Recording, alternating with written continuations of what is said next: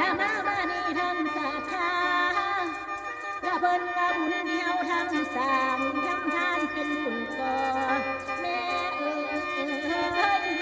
เป็นหอบเอาไว้บากเถื่อ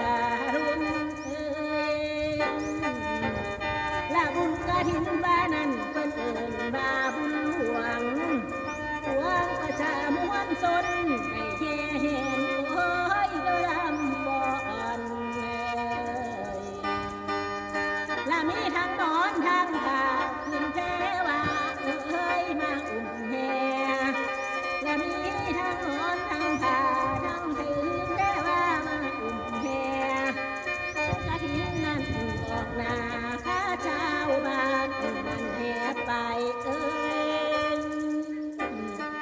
ละจิตใจใสละมีศรัทธาเฮามาพากันสร้างองค์กฐินไว้สืบต่อ